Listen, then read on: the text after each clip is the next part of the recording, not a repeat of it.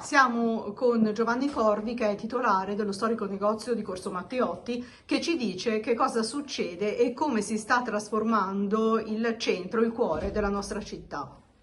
Bene, allora il centro della nostra città sta andando al degrado più estremo.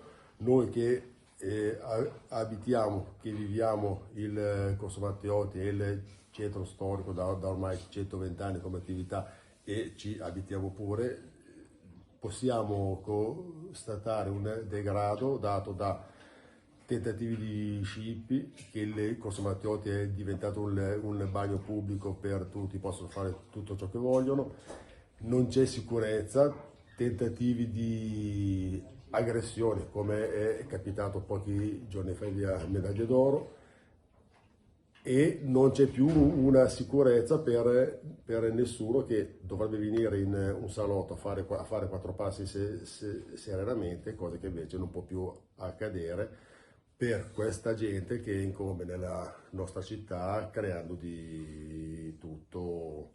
Siamo con il commendator Angelo Mogavero, che è titolare di un noto ristorante del centro cittadino.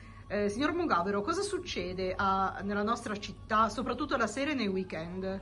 La sera e nei weekend di questa piccola città, alla quale stavamo così tanto bene, succede quanto segue. Non devono dare la colpa alle forze dell'ordine, perché loro sono presenti, non presenti, presentissimi.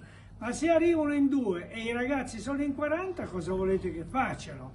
Giustamente tutti i giovedì, venerdì e sabato succedono bottigliate, a volte ambulanze, sberle, cazzotti, clienti che mi chiedono gentilmente mi può accompagnare all'auto perché ho paura di andare a prendere da sola. Queste cose qui noi non eravamo abituati. Se c'è qualcosa che è sfuggito, cercate di ridimensionarlo, di tenerle le luci più accese, non solo le lampadine che sembra che lì c'è la luce ma la luce sotto non ce n'è. Fate chiaro, fate in modo che la gente, qualsiasi telecamera, li possa riprendere, perché non è possibile che tutte le notti di tutti i weekend fino alle 4 non si dorme. Io non sono anziano, ho la mia età, però giustamente fino alle 4 meno un quarto non si dorme.